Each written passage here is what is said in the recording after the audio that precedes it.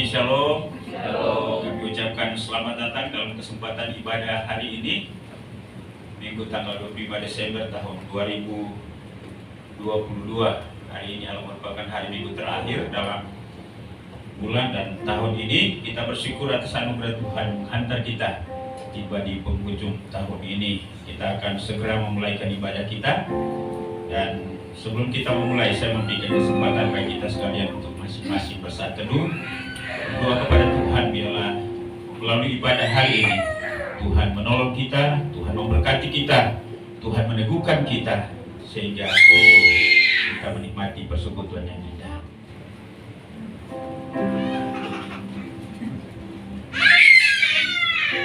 Dan inilah tandanya bagimu, kamu akan menjumpai seorang bayi dibungkus dengan lampin dan terbaring di dalam palungan.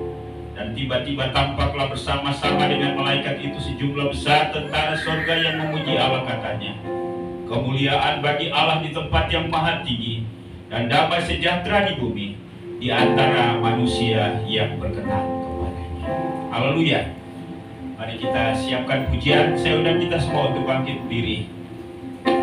Katakan, seorang anak telah lahir untuk kita, seorang putra diberikan lambang pemerintahan di atas bahunya, dan namanya pun disebut orang penasihat ajaib, Allah yang perkasa, Bapa yang kekal, Raja damai.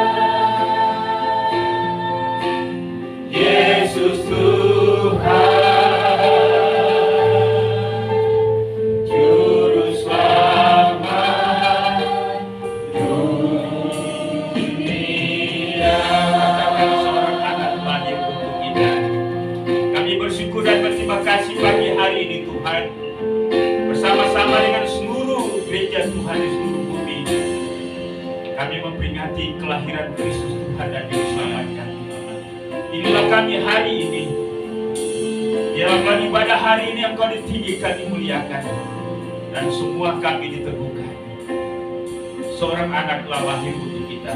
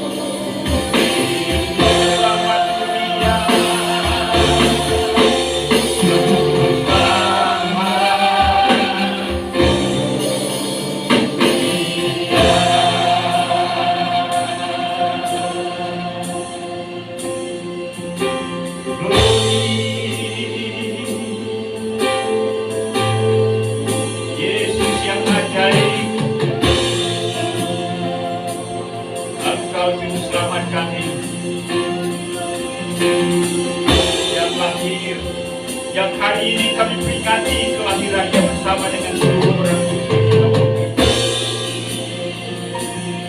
Biarlah hanya Engkau saja yang kami tinggikan dan agung-agungkan. Terpuji namamu, Yesus Juru Selamat dunia. Glory.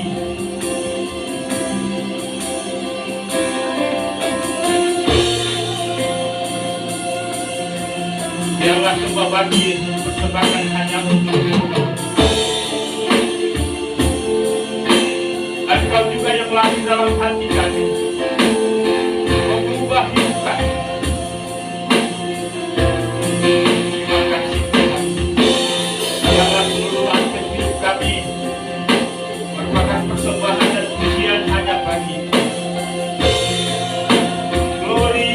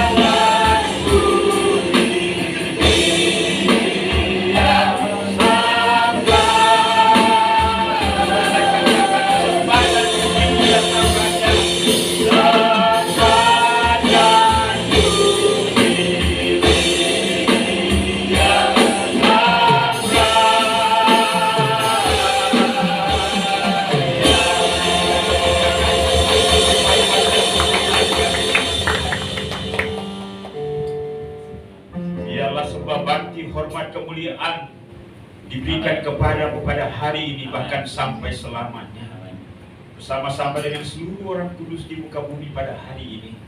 Kembali kami memperingati hari kelahiran Tuhan Yesus, Juru Selamat kami, di mana Allah berinkarnasi menjadi manusia, melayani kami bahkan mati di atas kayu salib.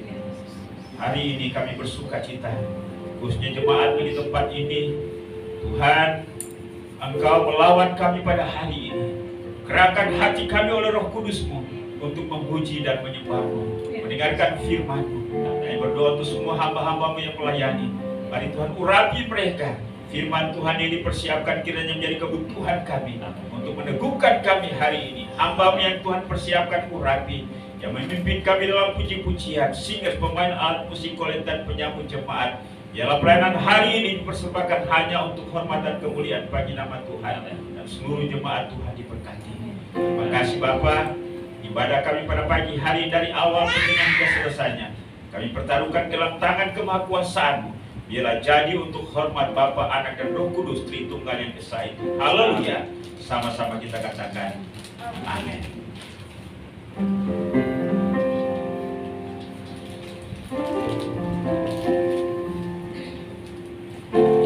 Shalom. Shalom. Yang bersuka cita pada pagi hari ini boleh lambaikan tangannya. Luar biasa. Pagi hari ini kita merayakan hari kelahiran Tuhan kita Yesus Kristus. Saya persilakan jemaat untuk menyalami saudara kanan kiri depan belakang dan katakan selamat Natal. Sambil kita angkat lagu pujian, kita beritakan hari kelahiran Tuhan kita. Kita nyanyikan lagu Hai Siarkan di Gunung.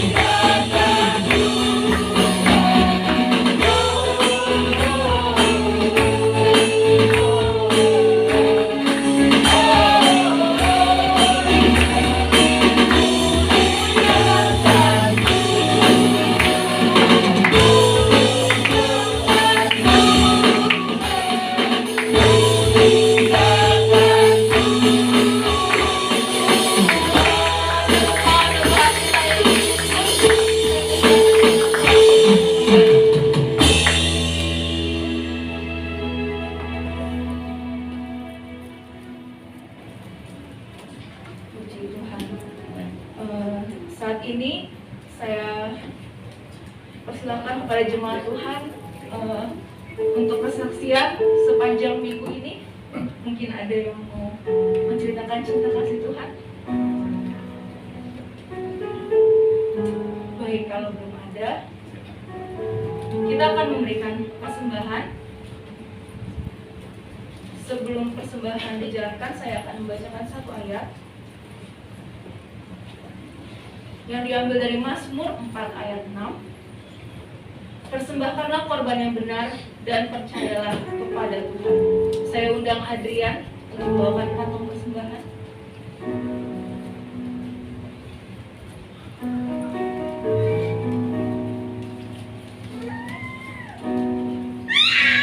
Mari kita bersama doa. Bapa yang baik, Bapa yang penuh kasih, terima kasih Tuhan atas kasih dan penyertaan-Mu.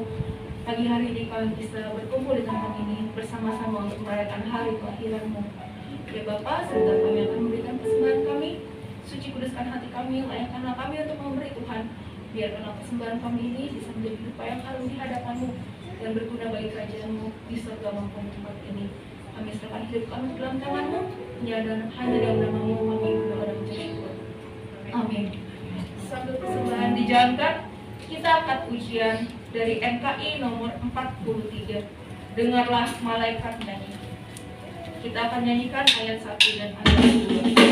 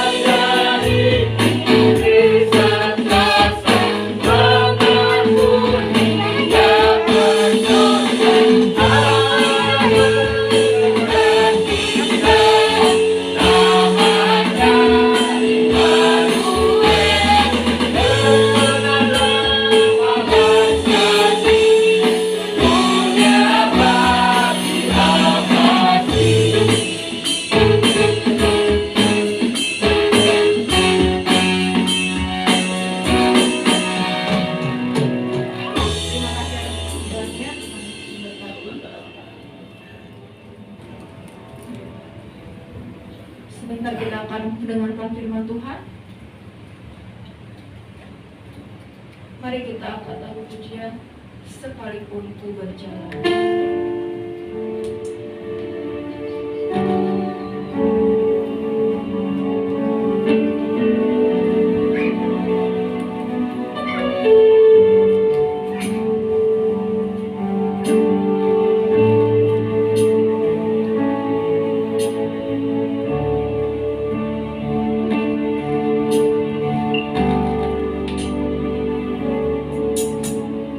Sekalipun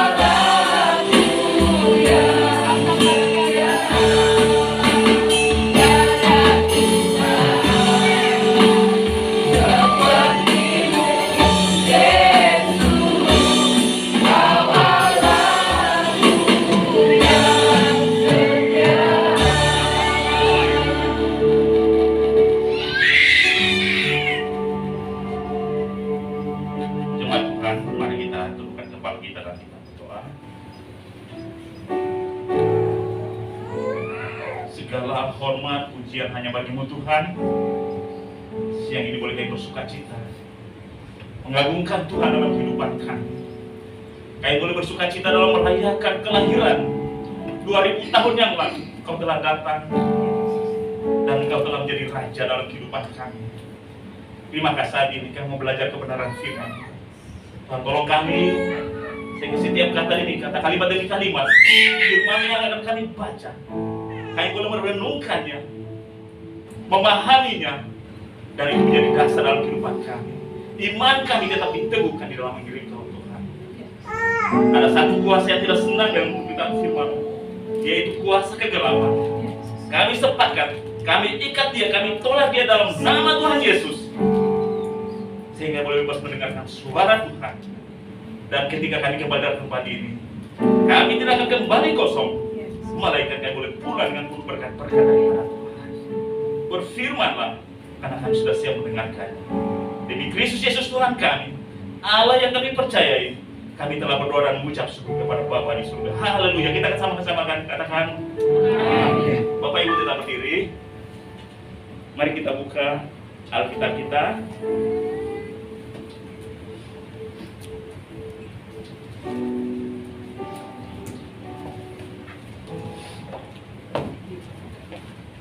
Ya, pembacaan firman Tuhan di siang ini terdapat di dalam Yesaya 9 ayat 5 dan 6.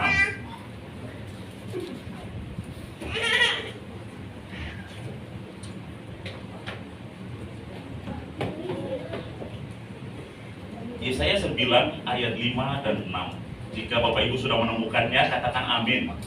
Amin. Baik, kita baca bersama-sama. Saya menghitung 3, 2, 1, lalu kita baca bersama-sama. 3, 2, 1. Sebab seorang anak telah lahir untuk kita, seorang putra telah diberikan untuk kita. Lambang pemerintahan ada di atas bahunya, dan namanya disebutkan orang penasihat ajaib, Allah yang perkasa, Bapa yang kekal, Raja damai. Besar kekuasaannya, dan damai sejahtera yang berkesudahan di atas tahta Daud dan di dalam kerajaannya, karena ia membesarkan dan mengukuhkannya dengan keadilan dan kebenaran dari sekarang sampai selama-lamanya. Kecemburuan Tuhan semesta alam akan melakukan hal ini. Amin. Silakan duduk Bapak Ibu. Shalom Bapak Ibu. Sekali lagi shalom. Mana wajah-wajah yang penuh sukacita. Lambaikan tangan. Luar biasa hari ini. Pertama-tama kami menyampaikan terima kasih kepada Bapak Gembala dan BPJ yang boleh memberikan kesempatan kepada kami untuk kita sama-sama belajar kebenaran firman Tuhan. Baik, sebagaimana dalam tema utama di dalam Gereja Kemajuan Indonesia, yaitu datanglah ya penasihat ajaib, Allah yang perkasa, Bapa yang kekal, Raja damai. Sebagaimana teks yang tadi kita sudah bacakan dalam Yesaya 9 ayat 5 dan 6. Nah, hari ini kita akan fokus pada satu tema dari jabatan yang diberikan kepada Kristus, yaitu datanglah ya Raja damai. Sekali lagi saya ulangi, datanglah ya Raja damai. Dengan subtema respon dan tanggapan dalam menyikapi kedatangan Sang Raja Damai. Sekali lagi subtemanya yaitu respon atau tanggapan dalam menyikapi kedatangan Sang Raja Damai. Tentu dalam renungan kita ini memiliki tujuan, yaitu jemaat dapat memahami dan menyerap makna kehadiran Sang Raja Damai agar dapat bersikap dan memberikan respon yang sesuai dengan kehendak Allah.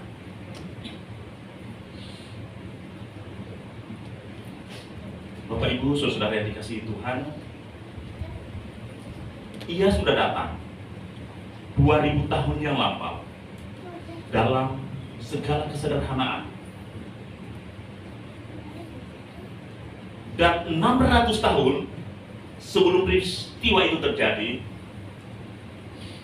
Nabi Yesaya, yaitu seorang nabi besar di zaman Perjanjian Lama, telah menubuatkan tentang kelahirannya. Sekali lagi, Yesaya, salah seorang nabi besar di dalam Perjanjian Lama, telah menubuatkan tentang kelahirannya, bahwa dia akan lahir dari seorang perawan. Dan 600 kemudian, nubuat itu tergenapi.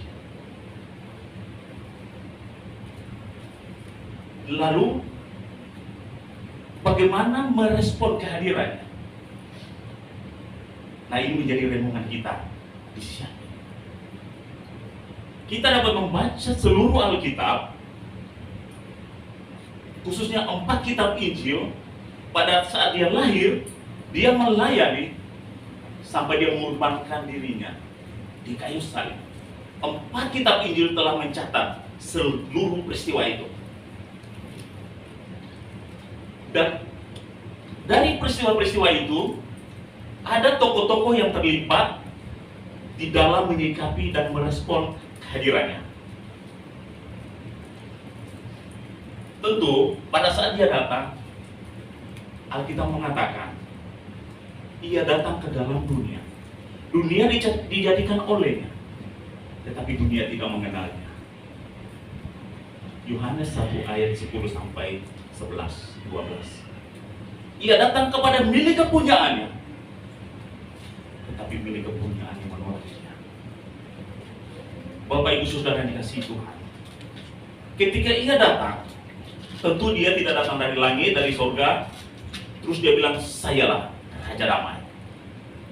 Tetapi dia melalui sebuah proses, dan tentu proses yang panjang, yang bisa diterima oleh akal manusia.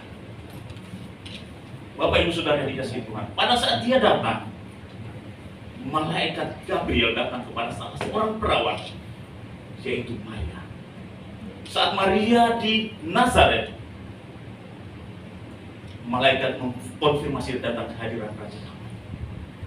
Bapak Ibu Saudara, apa yang menjadi tanggapan dari Maria? Maria mengatakan, jadilah seperti yang engkau katakan. Tentu Maria dalam hal ini ketika diberitakan oleh malaikat, dia tidak langsung menerima, tetapi dia memberikan konfirmasi bagaimana hal itu terjadi. Bapak Ibu Saudara dikasihi Tuhan, ketika waktu itu seorang perawan mengandung tanpa suami, itu hukumannya mati. Itu ada konsekuensi yang akan dihadapi oleh Maria ketika ia mengandung sang juru selamat. Tetapi setelah malaikat memberikan penegasan bahwa Roh Kudus akan turun atasmu dan anak itu akan disebut anak Allah yang hati, Maria tidak memberikan argumentasi, melainkan jadilah. Tentu sebagai seorang manusia, Maria memiliki kekhawatiran bagaimana ini proses ini bisa terjadi. Tetapi Maria telah menyerahkan seluruh proses itu di dalam tangan Allah. Sehingga Allah melalui Gabriel mengkonfirmasi kepada Yusuf sebagai suaminya, calon suaminya, karena mereka belum hidup sebagai suami istri. Karena Yusuf melihat bahwa Maria mengandung, dia akan menceraikannya secara diam-diam. Tetapi malaikat memberikan konfirmasi kepadanya, jangan engkau ragu-ragu mengambil Maria sebagai istri, karena anak yang dikandungnya itu terbitnya dari Roh Kudus. Dialah yang akan menyelamatkan umatnya dari dosa mereka. Dua pribadi dari golongan yang sangat sederhana telah memberikan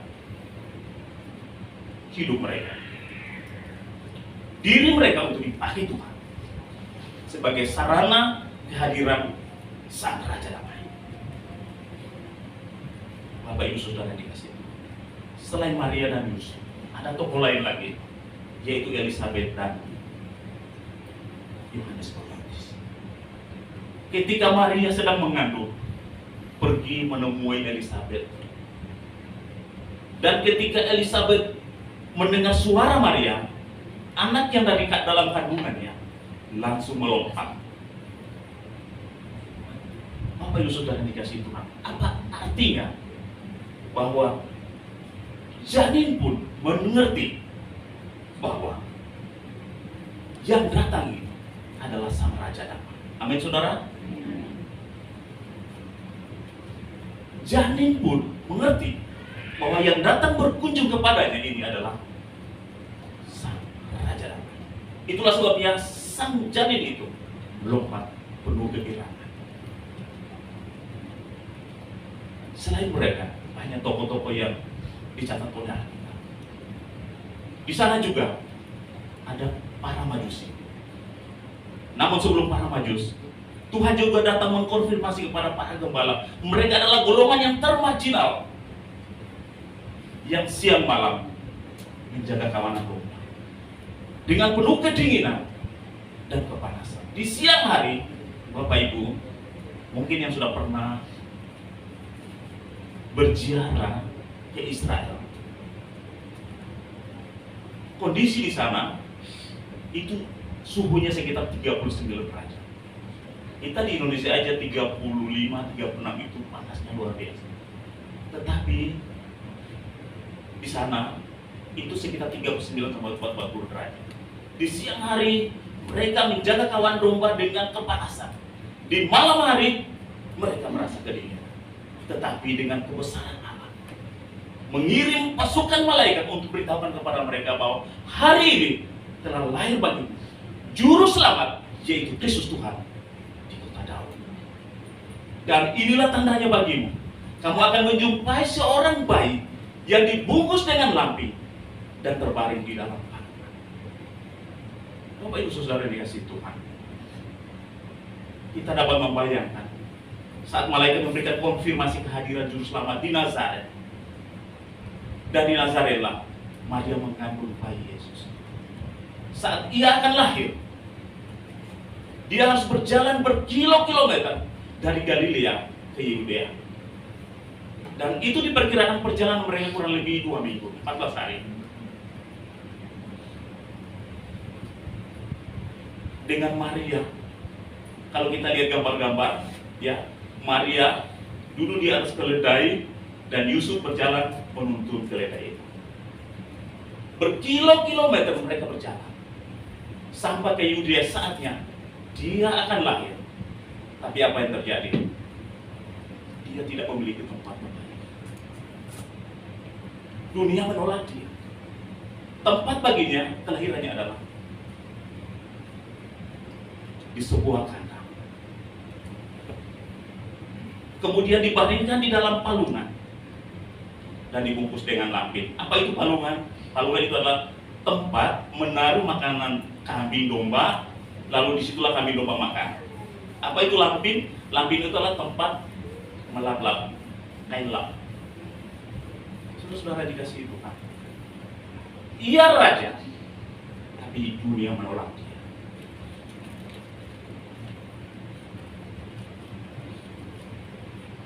Dunia tidak memberikan tempat yang layak baginya untuk kelahiran.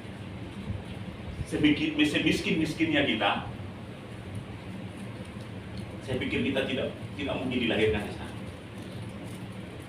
Saya juga, kami lahir dari golongan orang miskin, ya. Mungkin waktu kami lahir tidak di rumah sakit, panggil bidan, mungkin pakai apa ya? Ya Bung, waktu kita dilahirkan, pakai pisau dapur mungkin ya, serat lahir, ya, kira-kira gitu. Ya dibandingkan bapak ibu yang lahir di sini, ya mungkin dilahirkan di rumah sakit, mendapatkan dokter yang bagus, ya kira-kira begitu. Lalu lahirlah entah itu laki-laki, perempuan dengan sukacita. Tapi apapun itu proses kelahiran Bapak Ibu, ya tentu Tuhan memiliki rencana yang indah. Ada amin? Begitu juga dengan kelahiran Yesus. Kemudian Tuhan memberikan konfirmasi kepada para gembala sebagai saksi mata kelahiran, bahwa dia dibaringkan di dalam palungan dengan dibungkus dengan kain. Mereka lah menjadi saksi mata, orang-orang yang termarginal, tapi Tuhan memberikan kesempatan untuk melihat bayi kudus Kristus. Lalu golongan yang lain, yaitu golongan terpelajar. Mereka adalah para Majus. Dengan ilmu mereka mempelajari perbintangan. Wah, akan lahir seorang tokoh besar di muka bumi. Dan mereka coba melihat siapa tokoh ini. Tentu pada saat bangsa Israel dijajah di Babylon, tentu ada kitab-kitab orang Israel, orang Yahudi yang dibaca oleh orang Babel. Dengan kitab-kitab itu mereka belajar bagaimana lahirnya sang raja Yahudi. Mereka melihat bintang, mereka mempelajari, mereka menganalisis, mereka mengambil keputusan untuk datang ke Yerusalem dengan membawa persembahan emas, kemenyan, dan or. Datang bertelut di bawah sang bayi, lalu memuji Dia. Bapak Ibu Saudara dikasihi Tuhan, ada tokoh lain lagi, yaitu tokoh agama. Dalam hal ini adalah para ulama Yahudi. Apa tanggapan mereka tentang kelahiran Raja Damai? Ketika Herodes memanggil mereka, di mana raja orang Yahudi yang akan dilahirkan? Mereka ngerti. Mereka dengan keilmuan mereka mempelajari hukum Taurat bahwa Mesias akan dilahirkan di Bethlehem. Bapak Ibu Saudara yang dikasihi Tuhan. Tetapi setelah mereka memberitahukan kepada Herodes, apa tanggapan mereka selanjutnya? Apakah memberikan respon untuk datang menyembah Dia? Alkitab mencatat, sampai di situ setelah mereka memberikan penjelasan kepada Herodes, mereka diam, tidak melakukan apa-apa, alias cuek bebek. Bapak Ibu Saudara dikasihi Tuhan, memiliki pengetahuan, memiliki keilmuan, tapi mereka tidak melakukan apa-apa untuk menyambut sang juru selamat. Lalu apa tanggapan Herodes? Mereka memanggil para Majusi. Dia dilahirkan di Bethlehem. Pergilah ke sana, pelajari baik-baik di mana dia dilahirkan, bagaimana keadaannya. Nanti pun aku datang menyembah Dia. Apakah benar? Herodes merasa terancam dengan kehadiran sang Raja Damai. Dia gerak. Dia mungkin saat itu, saya bisa membayangkan ketika dia di dalam kerajaannya, pasukannya, mungkin dia bentak-bentak. Saya di sini raja. Siapa lagi yang akan menggantikan saya? Kira-kira begitu. Bapak Ibu Saudara dikasihi Tuhan, ketika orang Majus datang menyembah Kristus, memberikan persembahan, lalu datanglah malaikat atau datanglah firman Tuhan melalui mimpi. Pulanglah ke negerimu melalui jalan lain, karena anak itu ada dalam ancaman Herodes. Bapak Ibu Saudara dikasihi Tuhan, itulah sebabnya tema PGI KWI yaitu pulanglah mereka melalui jalan lain. Kita tidak membahas itu. Hari ini kita fokus pada respon kita dalam meresponi kehadiran sang Raja Damai. Bapak Ibu Saudara yang dikasihi Tuhan, Herodes dengan bengisnya merasa diperdaya. Dia marah, dia memerintahkan orang dengan kekuasaannya, para prajurit, dibantai semua anak-anak di bawah 2 tahun ke bawah di Bethlehem. Saudara dikasih Tuhan, begitu bengisnya dunia dalam menyambut hadirat Sang Raja Damai. Mereka menolak dia. Bahkan dalam pelayanan dia melayani. Namun siapa yang menjadi murid-muridnya? Orang-orang termarginal juga, yaitu para nelayan miskin. Tapi mereka telah menyambut dia, bersedia menjadi muridnya. 3,5 tahun mereka mengikuti dia, jatuh bangun dalam memahami siapa Raja Damai itu. Ada keraguan-raguan, ada penyangkalan, ada.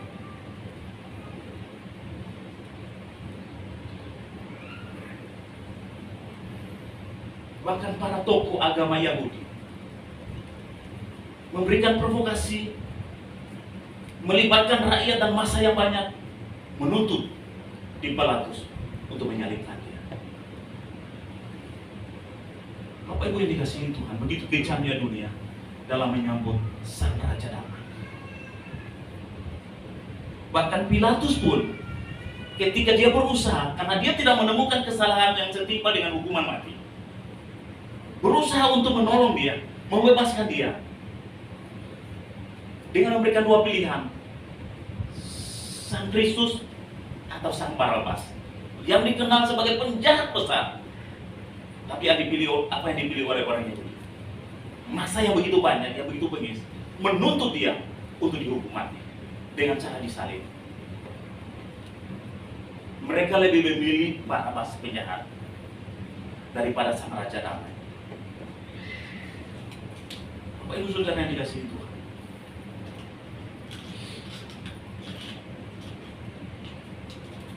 Pilatus juga memberikan kesaksian. Ketika dia bertanya, apakah engkau Raja Yahudi? Apakah engkau Raja? Yesus memberikan sendiri kesaksian tentang siapa dirinya.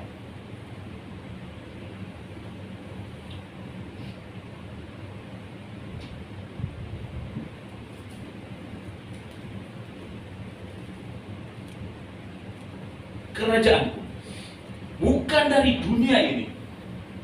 Jika kerajaanku dari dunia ini, pasti hamba-hambaku telah melawan, supaya aku jangan diserahkan kepada orang-orang Yahudi. Akan tetapi kerajaanku bukan dari dunia ini.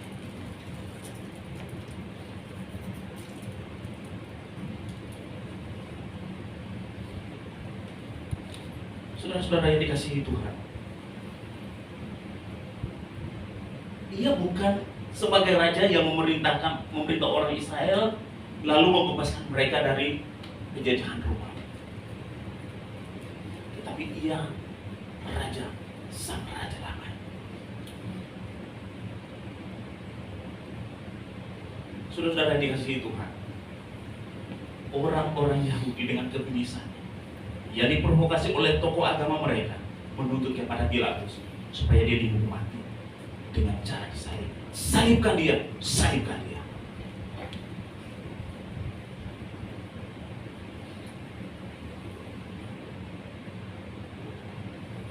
Bahkan salib memberikan kesaksian bahwa dia raja. Amin. Pada saat dia digantung di kayu salib, ada sebuah tulisan di atas kepala. Inilah Yesus, Raja orang Yahudi, yang ditulis dalam 3 bahasa.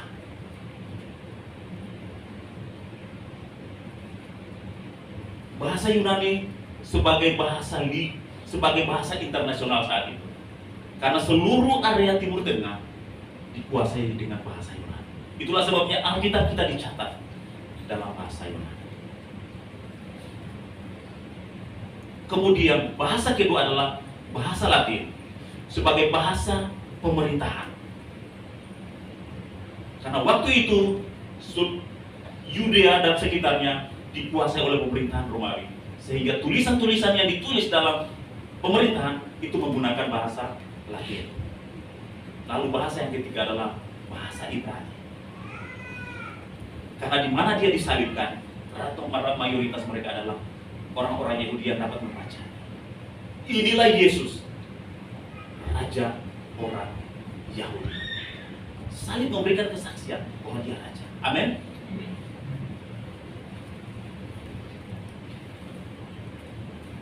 Dan selanjutnya, di atas kayu salib itulah penyelamatan itu terjadi. Salah seorang penjahat yang digantung bersamanya mendapat pengampunan. Yesus, jika engkau datang sebagai Raja, saya coba merenungkan kalimat dari penjahat ini. Mungkin nggak masuk logika. Kenapa? Gimana orang yang sama-sama akan mati hari ini masih juga ada harapan terhadap orang yang akan mati? Ya, ini sama-sama nih mau mati nih, tapi dia berkata, Yesus, di mana dia jadi raja nanti mau mati nih? Ini nggak masuk akal dalam logika saya ketika saya menganalisis kalimat dia.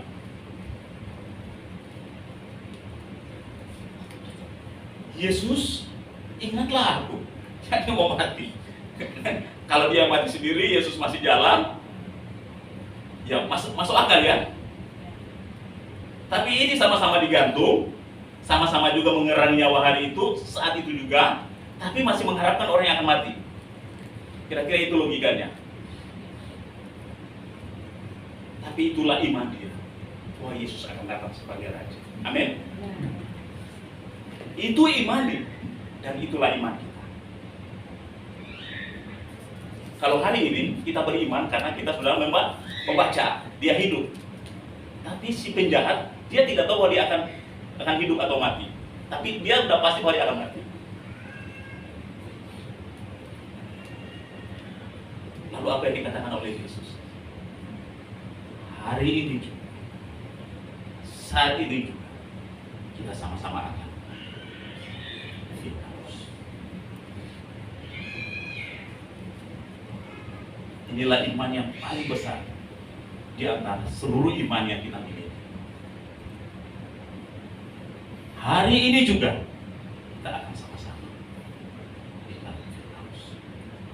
Bapak Ibu Saudara yang dikasihi Tuhan, perjalanan panjang selama 33 tahun setengah Yesus menjalani kehidupan sebagai manusia di atas muka bumi. Ia memberitakan tentang kerajaan Allah. Ia memperkenalkan siapa diri dan tanggapan orang siapa dia. Berbagai tokoh kita pelajari hari ini. Pertanyaan, apa respon kita dalam menyambut Sang Juru Selamat? Itu menjadi pertanyaan bagi kita semua untuk kita renungkan dalam perjalanan hidup kita ke depan. Apakah kita berlaku seperti Maria? Jadilah Bapak Ibu Saudara yang dikasihi, Maria adalah tokoh sentral dalam kehadiran Sang Juru Selamat. Banyak orang tidak tahu siapa Sang Juru Selamat, tetapi Maria adalah tokoh yang paling sentral dalam kehadiran Sang Juru Selamat. Dia menerima kabar baik, dia menyediakan diri untuk kelahiran Sang Bayi. Dia juga mengikuti bagaimana proses pada saat dia lahir, pada saat dia besar, dewasa melayani, sampai dia digantung di kayu salib, bahkan sampai dia bangkit dan naik ke surga. Maria tokoh sentral dalam kelahiran Sang Juru Selamat. Itulah sebabnya saudara kita Katolik sangat menghargai pribadi Maria, karena dia adalah menjadi contoh yang terbaik dalam kehidupan kita dalam menyambut Sang Juru Selamat. Mari Bapak Ibu, tidak berhenti di situ. Ketika ia naik ke surga, Dia katakan, segala kuasa telah diserahkan kepadaku, baik di surga maupun di bumi. Karena itu, pergilah, jadikanlah sekalian bangsa itu. Baptislah mereka dalam nama Bapa, Putra, dan Roh Kudus, dan aku akan menyertai kamu sampai dengan kesudahan alam. Itu tugas yang kita terima dari Dia sebagai Sang Raja Allah. Kita memberikan kabar bagi itu kepada seluruh makhluk, kepada seluruh orang. Walaupun hari ini banyak penolakan-penolakan itu terjadi dalam kehidupan, ada di beberapa tempat ketika kita merayakan Natal masih juga ditolak. Halo,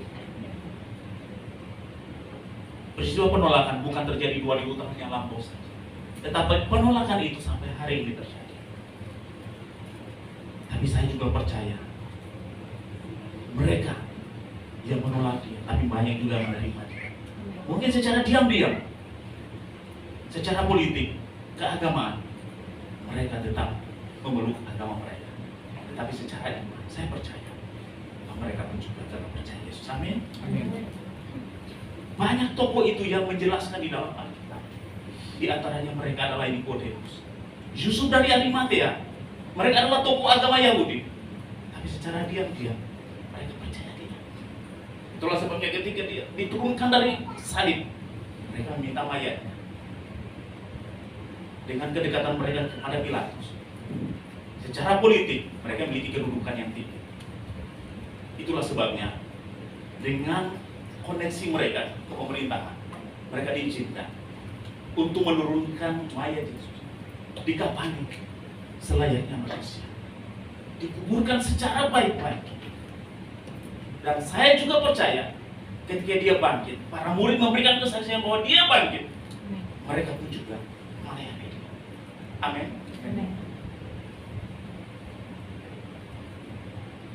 Itulah renungan bagi kita. Siapapun kita, mari kita mengambil bagian tugas itu sebagai respon kita untuk melayani Dia. Apapun jabatan kita, apapun profesi kita, mari kita gunakan untuk melayani Tuhan. Amin. Saya mengundang singer dan MC untuk kita menyanyikan satu chord, satu pujian, Sambutlah Yesus. Biarlah melalui lagu ini menjadi pernyataan iman bahwa kita mau menyambut Dia dalam hidup.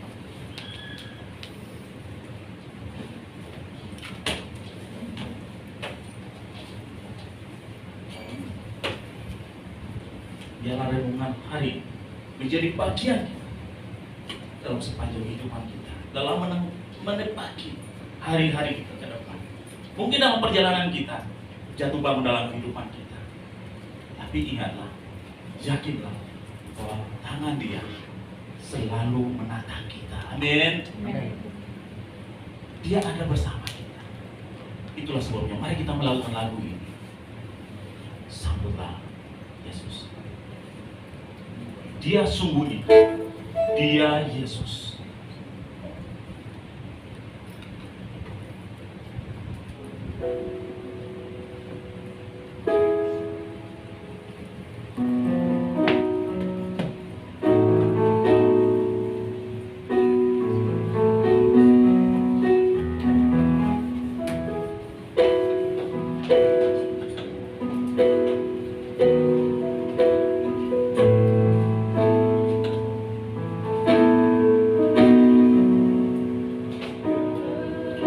Sungguh indah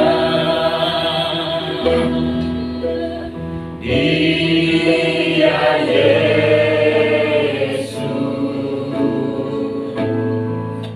Dia ajaib, Dia mulia, Dia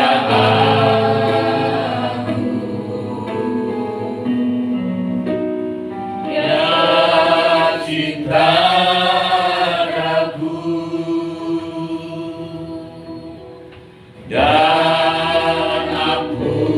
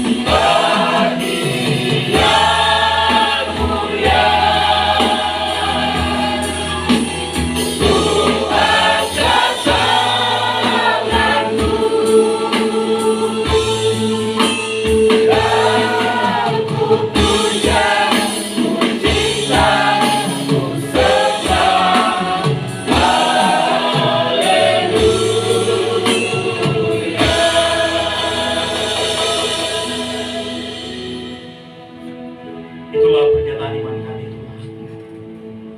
Bahwa kami mau menyambut Yesus dalam hidup kami sebagai Raja dan Tuhan kami. Terima kasih Tuhan, terima kasih. Dan biarlah firman-Mu yang kami baca di hari ini, yang kami sudah renungkan, terus-terus meneguhkan iman kami. Amin. Menguatkan tubuh, jiwa, dan roh kami. Tentu banyak hal yang kami alami dalam kehidupan kami. Kami jatuh bangun dalam kehidupan kami, tapi Engkau tidak pernah meninggalkan kami, melainkan Engkau menatang kami. Terima kasih Tuhan, terima kasih. Sehingga pada saat kami jalan kehidupan kami ke depan, kami akan menatang masa depan yang penuh harapan yang Tuhan sudah siapkan bagi kami. Terima kasih Tuhan. Terpuji-puji nama-Mu dan Engkau. Dalam nama Tuhan Yesus, kami sudah berdoa dan mengucap syukur kepada Bapa di surga. Kita sama-sama akan katakan amin. Kami berikan tepuk tangan.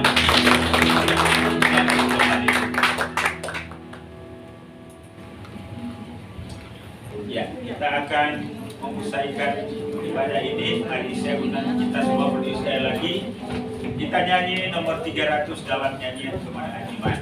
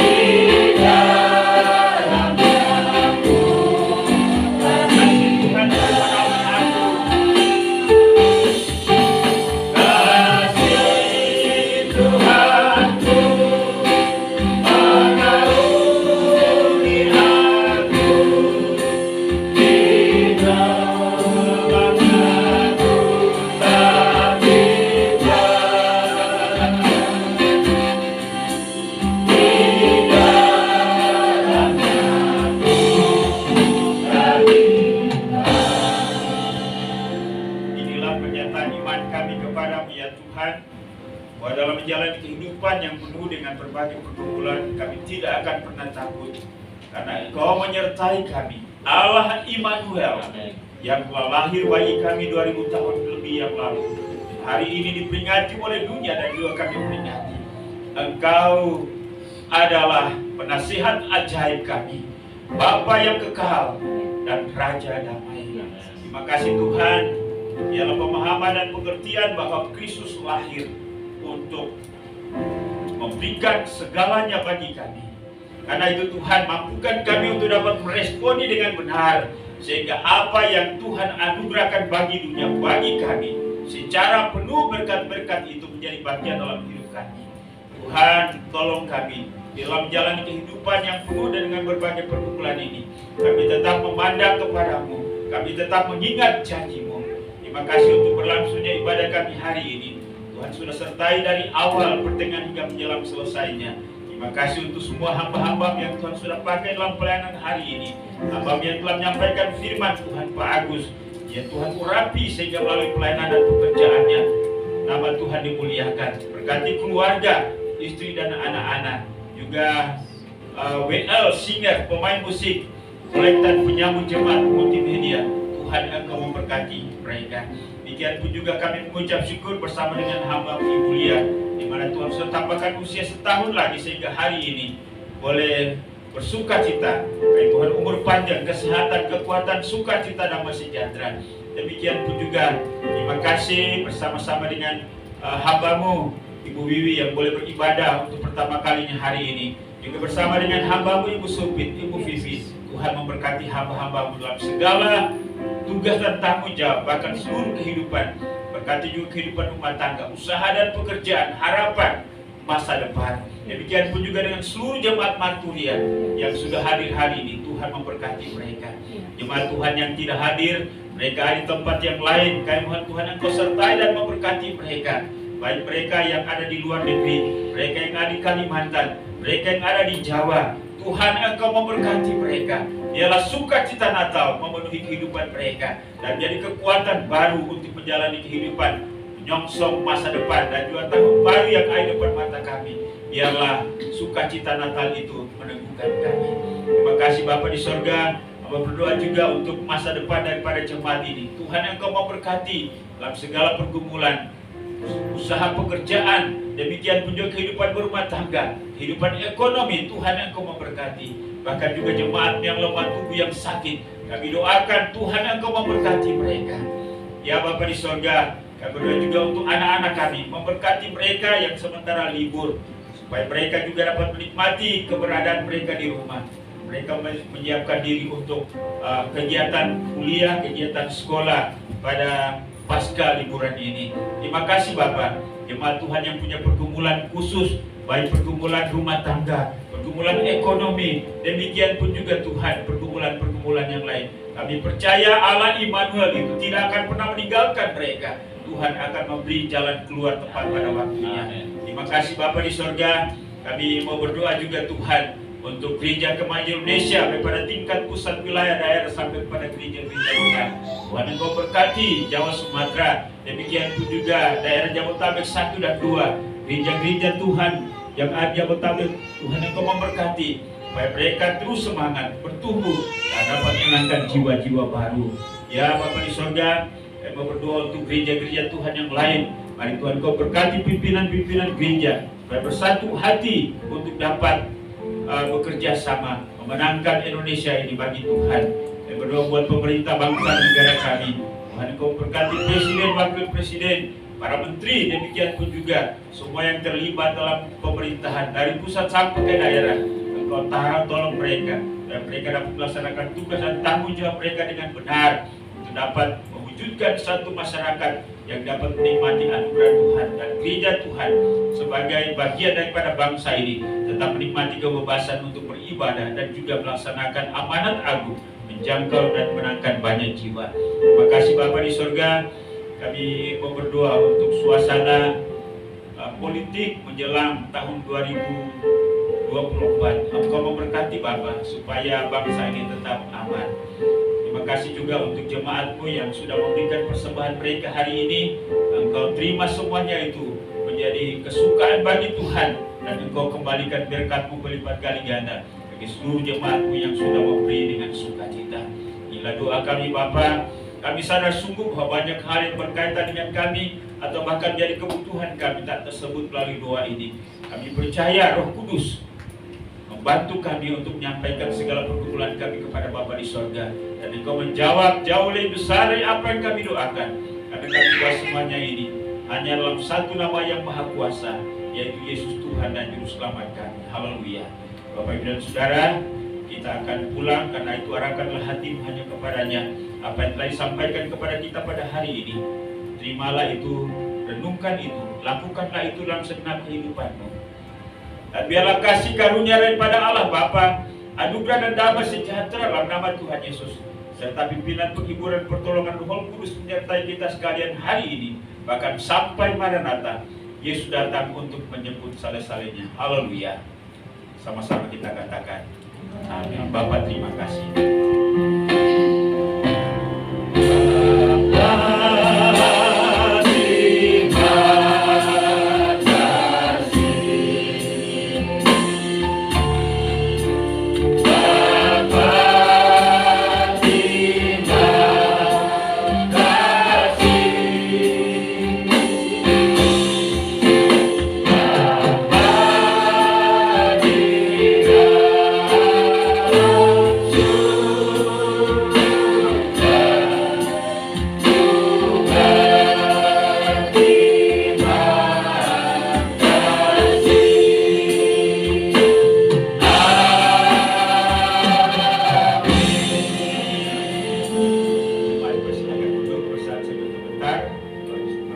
kasih. Sampai kita berjumpa pada kegiatan-kegiatan ibadah yang lain di waktu yang datang. Shalom.